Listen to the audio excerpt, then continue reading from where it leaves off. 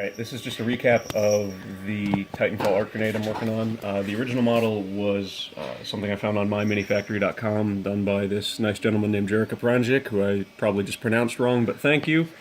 He put the model up for download, but it was a static, solid mesh. And I decided I wanted to put some electronics on the inside, so what I did was I started hollowing it out, and I'll show you some of the changes here. The handle just comes off, no big deal.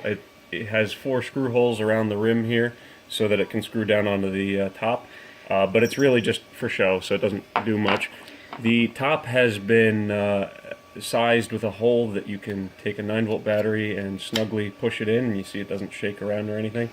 And there's enough room for the wire leads here, which means you can also easily pull it out.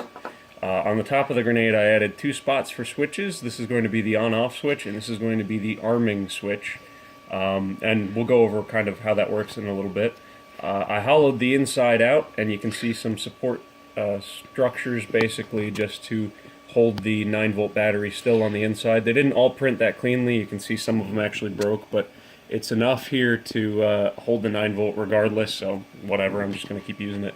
And over here we've got some of these plugs. These plugs there's 18 of them, and they go in each of the 18 holes around the rim of the grenade, and they will sit out like that, and I hollowed each of them out to accept a 5mm LED, so I just got a spare one sitting around here. You can see you could just push it in from the back and it will sit right flush with the surface here. And so that's the model changes. Let's get to the actual circuitry part of this. I have wired up a kind of rough and dirty example of what I'm intending on doing. It is a bunch of 18 NeoPixel-esque RGB LEDs. These are kind of off-brand cheaper ones that I was able to get, but they do the job just fine. I have a piezo buzzer here, just for a bit of audio. This is all running off of a Arduino Uno in the back here.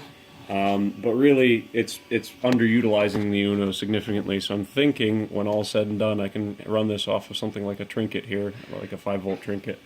But let me plug it in and kind of show you guys what happens when you turn the grenade on.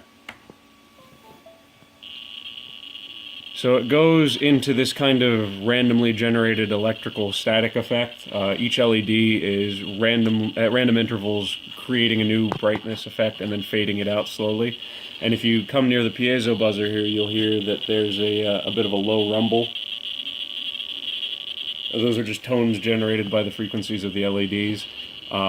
Now, I'd said that there was an arming switch on the top of the grenade, and that is to prime it so that you can wind up and throw it, or you could if you wanted to. So I have a button here that does the same kind of wind-up animation.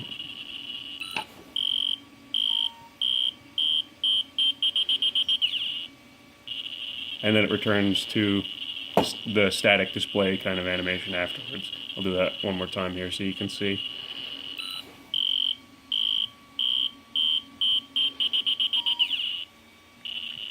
So that's what we're working with. I may be able to animate this a little better once it's in the actual grenade body itself. I may do some kind of swirling animations around the perimeter as well. But this seems like the basic functionality I was after, so the next step is really just going to be trying to figure out the assembly of all of it and tucking it all inside the body of the grenade. Thanks.